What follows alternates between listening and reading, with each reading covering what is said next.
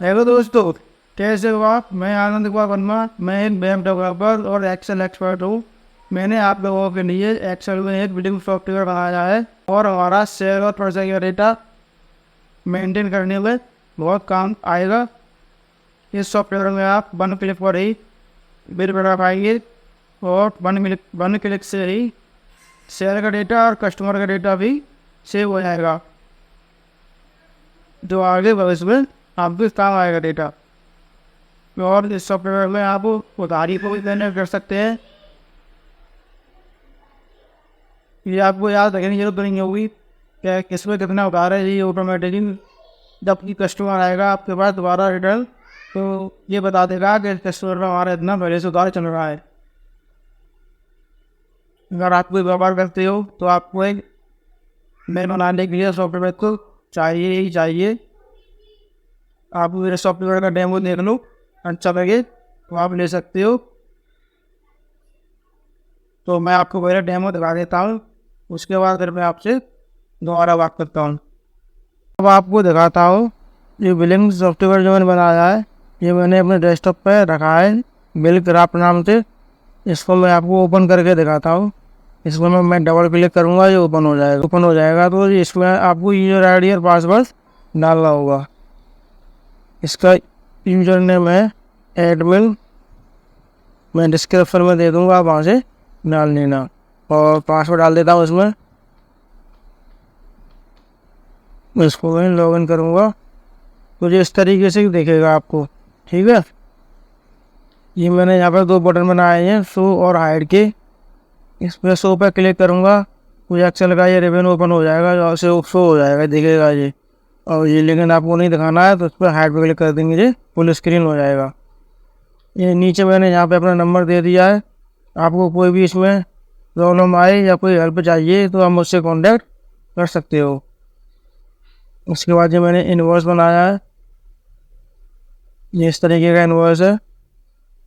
ये fully automatic invoice है। आपको मैं इसे अभी प्रिंट करा के और इसमें एक बिल बना के भी दिखाऊँगा। उसके बाद मैंने बनाया है सेल सीट बनाई है, एक परचेज एंट्री। पहले चलते हैं परचेज एंट्री पे। पहले सामान खरीदोगे तभी तो बेच पाओगे, तो पहले परचेज एंट्री आपको मैं एक करके दिखाता हूँ, ठीक है। यहाँ जाएंगे परचेज एंट्री पे, यहाँ डालेंगे प्रोडक्ट कोड, या उसमें जो बार कोड होता है उसका नंबर, जो ये 15 डेट का होता है नॉर्मली, तो मैं यहाँ पर 15 डेट का डाल देता हूँ। अगर आपके पास स्कैनर है तो आप उसकी स्कैन कर सकते हैं तो भी आ जाएगा, ठीक है। मैं डाल देता हूँ, ये हो गया। प्रोडक्ट नेम मैं रख लेता हूँ एक डेयरी मिल्क चॉकलेट, आपको समझाने के लिए। आप अपने हिसाब से रख लेना जो आपका प्रोडक्ट हो, ठीक है सर। इसके बाद यहाँ इसका HSN या HAC कोड, ये हर प्रोडक्ट का होता है कैटेगरी के हिसाब से।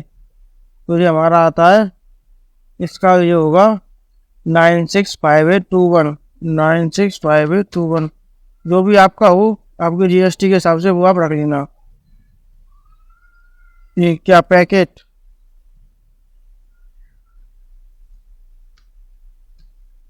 और इसकी MRP कितनी है। MRP है इसकी 120। अच्छा, आपको इसमें कोई डिस्काउंट मिला, आपने ये परचेज किया तो डिस्काउंट मिला, ठीक है। मान के चलिए आपको मिला इसमें 30% डिस्काउंट, ठीक है। तो हमारा डिस्काउंट का अमाउंट 36 ऑटोमेटिक हो गया। नेट परचेज प्राइस आ गया हमारा 84 रुपये। अब इसको आप खरीद के लाए होंगे तो कुछ भाड़ा लगा होगा, कुछ कॉस्ट कुछ भाड़ा लगा होगा, तो वो यहाँ पर डाल देते हैं। मान लीजिए हमें 2 रुपये का भाड़ा लग गया इस पर, ठीक है। अच्छा, हम ये फाइनल हमारा परचेज प्राइस कितना हुआ है 86 रुपये। अगर हम इसको MRP पे सेल करेंगे प्रॉफिट इनकम 34 रुपये। अगर आपको सेल पे कोई डिस्काउंट देना है तो आप यहाँ से दे सकते हो, तो आपका प्रॉफिट कम हो जाएगा। 10% आप डिस्काउंट देते हो तो आपका प्रॉफिट हो गया 22 रुपये। अगर डिस्काउंट नहीं देना है तो उसको यहाँ पर 0 रहने दो, फिर MRP पे सेल हो जाएगा, ठीक है। ये सेल प्राइस आ गई इसकी 120 रुपये।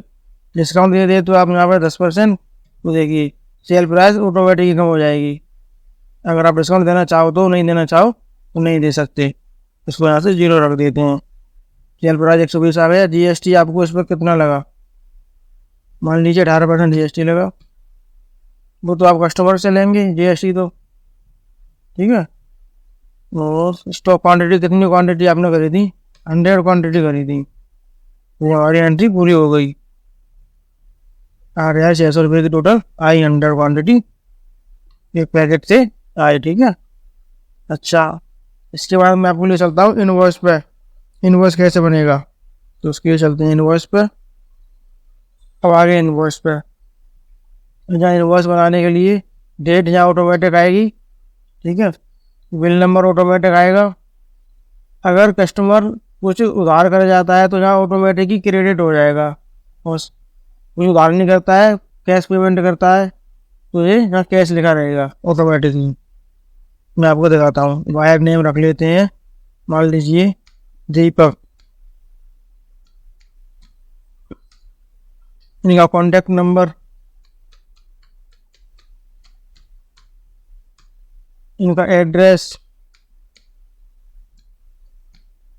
जहाँ से भी आपका कस्टमर हो वहाँ पे आप रख सकते हो। जीएसटी नंबर, अगर कस्टमर के पास जीएसटी है नंबर, अगर कस्टमर के पास जीएसटी नंबर है तो आप डाल सकते हो, नहीं तो उसको ब्लैंक भी छोड़ सकते हो, उससे कोई परेशानी नहीं होगी। ये मैंने इसलिए बनाया है क्योंकि अगर आपका कस्टमर दिल्ली से है तो उस पर CGST और SGST लगेगा, ठीक है। अगर आप भी दिल्ली से हैं और कस्टमर भी दिल्ली से है, अगर कस्टमर अदर स्टेट का है तो उस पर IGST लगता है, तो उसके लिए उसका जीएसटी नंबर यहाँ पे डालेंगे तो ऑटोमेटिक ही उसमें वो जीएसटी नंबर से ही फाइन कर लेगा ये दिल्ली का है या बाहर का है, तो उस पर IGST लग जाएगा, ठीक है। मैं आपको एक डमी डाल के दिखा देता हूँ। मैं इसको दिल्ली से बाहर का रखता हूँ, ठीक है। तो एड्रेस में यहाँ पे चेंज कर दूंगा, पहले जीएसटी नंबर डालता हूँ।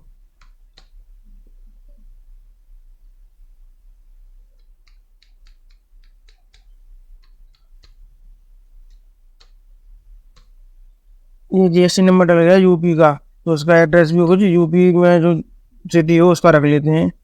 यूपी की सिटी है आगरा, रख देता हूँ। वहाँ ताजमहल है, ठीक है। इसका स्टेट कोड इसने ऑटोमेटिक ले लिया और स्टेट का नेम भी ऑटोमेटिक आ गया। अच्छा, अब प्रोडक्ट कोड, अगर आपके पास स्कैनर है बार कोड वाला तो आप उससे डाटा स्कैन करेंगे तो प्रोडक्ट कोड ऑटोमेटिक आ जाएगा, और नेम MRP वगैरह सब कुछ ऑटोमेटिक आ जाएगा। मेरे पास अभी स्कैनर नहीं है तो मैं यहाँ मैनुअली डाल देता हूँ। ये मैंने एक प्रोडक्ट डाला, देखिए सब कुछ आ गया। इस पर कितना GST लगेगा, इसकी कितनी MRP है, और प्राइस इंक्लूड GST, और GST से पहले प्राइस बिफोर GST कितना प्राइस है। MRP 200 रुपये, हम उसको 150 रुपये में दे रहे हैं।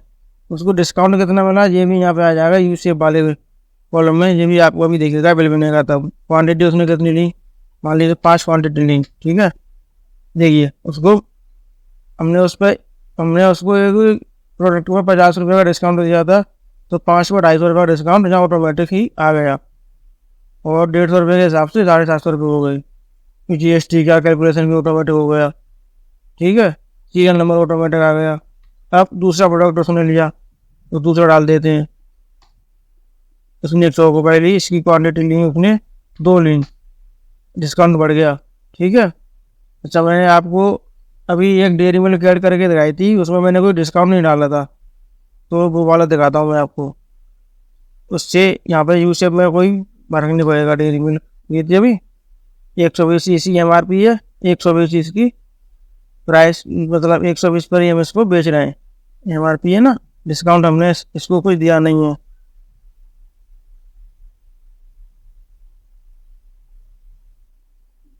तो मान लीजिए 2 क्वांटिटी ली, देखिए यहाँ 418 रुपये है, इतना ही रहेगा, इतना ही है ना, नहीं बढ़ा।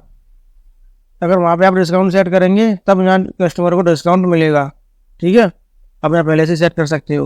उसने ये 3 प्रोडक्ट लिए। अच्छा, अब नीचे आते हैं, टोटल कितना हुआ 1666 रुपये, ये भी ड्यू है।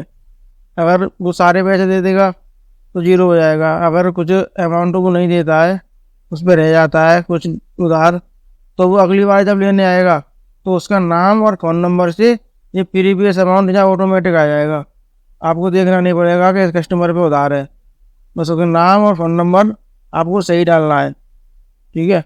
अगर आप कस्टमर ऐड करना चाहते हैं तो मैं उस तरीके से भी इसमें चेंजिंग कर दूंगा, आप मुझे कमेंट करके बता देना। अच्छा, अब पेमेंट डिटेल्स यहाँ आ जाते हैं। उसने चेक से कितना पैसा दिया, कैश दिया, यूपीआई से कितना दिया। आजकल अलग अलग दे देते ना, अगर कुछ भी पैसे ले लो, कुछ कैश से ले लो, उस वजह से मैंने तीनों ऑप्शन दे दिए।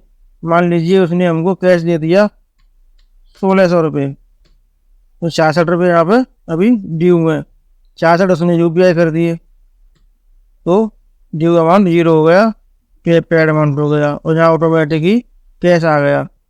ठीक है, अगर यहाँ ये नहीं देता तो क्रेडिट रहता। मैंने देखो यूपीआई 0 कर दिया, 66 रुपये ड्यू हो गए उस पर, तो यहाँ ऑटोमेटिक ही क्रेडिट हो गया।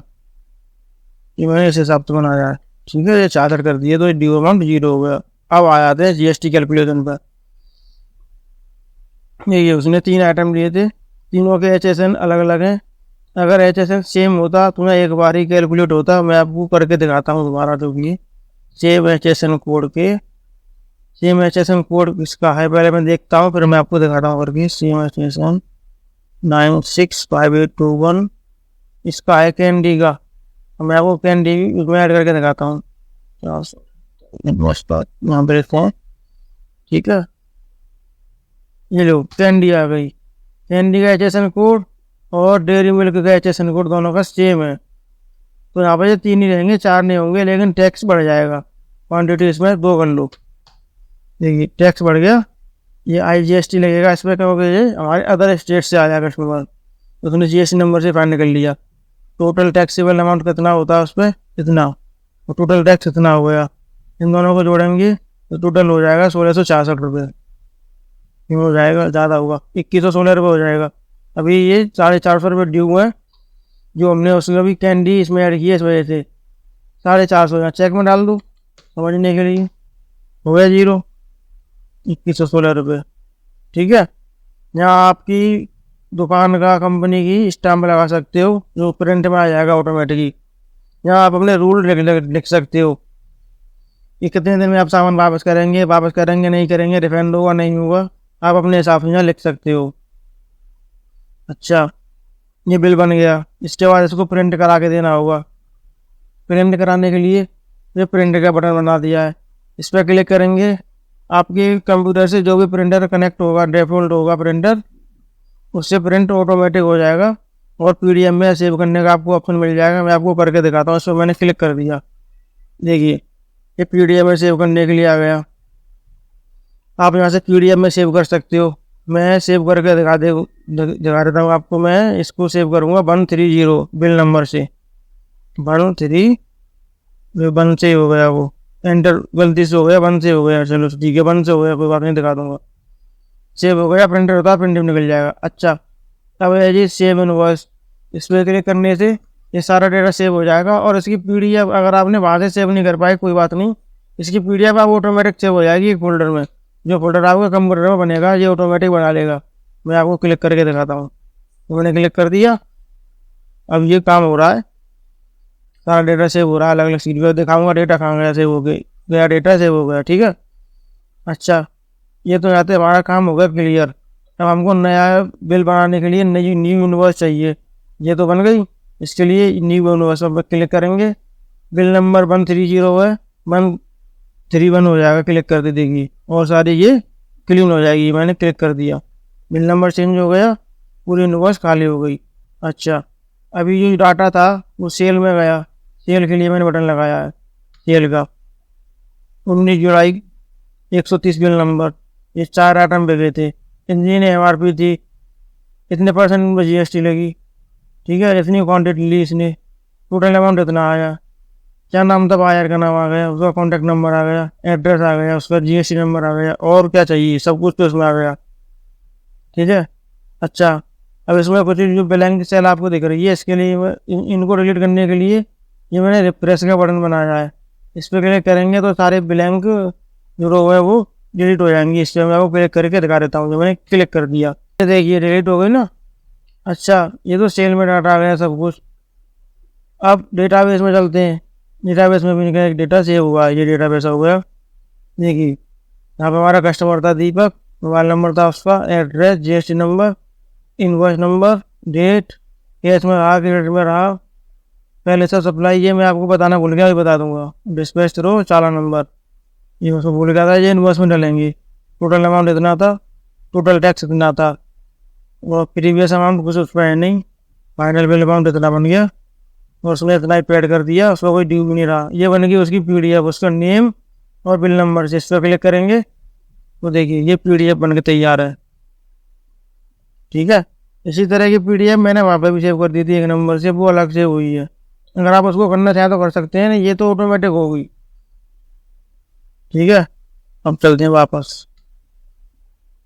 अब आ जाते हैं रिपोर्ट पे, स्टॉक पे, सॉरी मैंने स्टॉक भी तो बनाया ना, स्टॉक पे आते हैं, यहाँ आते हैं स्टॉक पे, ये हम आ गए स्टॉक पर, ये हमारा स्टॉक है, इसको यहाँ से हम रिफ्रेश कर देंगे। ठीक है, रिफ्रेश हो गया। अच्छा, क्या क्या हमने सेल किया है, ये सारे इसके प्रोडक्ट कोड, प्रोडक्ट नेम और हमारी ये क्वांटिटी सेल हुई है। देखिए 2 क्वांटिटी सेल हुई थी हमारी कैंडी की, कैंडी 2 क्वांटिटी सेल और 2 क्वांटिटी चौकोपाई की सेल हुई थी, तो 2 क्वांटिटी सेल हुई थी डेयरी मिल्क की, ये हमारी क्वांटिटी सेल हुई थी, ये इसमें आ गई। स्टॉक, यहाँ पर स्टॉक ऑटोमेटिक मेंटेन हो रहा है। यहाँ जाती है रिपोर्ट, किस महीने में कितनी सेल हुई, जुलाई के महीने में सेल नहीं, किस महीने में कितना प्रॉफिट एंड लॉस हुआ। जुलाई के महीने में अभी एक बिल बना है, उस पर हमको 230 रुपये का प्रॉफिट हुआ है। ये मंथ वाइज दिखाएगा आपको, डेट वाइज देख सकते हो आप, डेली के हिसाब से यहाँ दिखाएगा, मंथ वाइज यहाँ दिखाएगा। यहाँ से आप मंथ भी चूज कर सकते हो जिस महीने की आपको देखनी है, सारे 12 महीने यहाँ पर आते हैं। ये जुलाई की केवल सेल है, जुलाई की दिखा रहा है 230 रुपये का प्रॉफिट हुआ। ठीक, ये है मेरा सॉफ्टवेयर जो मैंने आप लोगों के लिए बनाया है। डेमो देख लिया दोस्तों, कैसा लगा डेमो? बहुत अच्छा लगा है, आप भी काम का हो सकता है तो आप इसे ले सकते हो, या आप इसे मेरी वेबसाइट से डाउनलोड कर सकते हो। अगर इसके बाद इसमें कोई प्रॉब्लम आती है तो आप मुझसे कॉन्टैक्ट कर सकते हैं। मेरा मोबाइल नंबर वीडियो डिस्क्रिप्शन में दिया हुआ है और वेबसाइट पर भी दिया हुआ है और ये सॉफ्टवेयर में भी दिया हुआ है। आप मुझे डायरेक्ट कॉल कर सकते हैं या व्हाट्सएप कर सकते हैं, और मेरी ईमेल आईडी भी मैंने अपनी वीडियो को डिस्क्रिप्शन में दी हुई है, यहाँ से आप मुझे मेल भी कर सकते हैं। अगर आपको एक्सेल में कोई और भी काम करवाना हो, जैसे कि कोई एडिट वगैरह बनवाना है या किसी और तरह का कोई सॉफ्टवेयर बनवाना है, कस्टमाइज सॉफ्टवेयर बनाता हूँ, आप मुझे अभी रिक्वायरमेंट बता सकते हो, उसी हिसाब से मैं डिजाइन कर दूँगा। एक्सेल में आपको कोई भी काम करवाना हो, जैसे आपको कोई डेटा क्लीन करवाना है या डेटा एनालिसिस करवाना है या कोई एडिट बनवाना है, तो आप मुझसे कॉन्टैक्ट कर सकते हैं।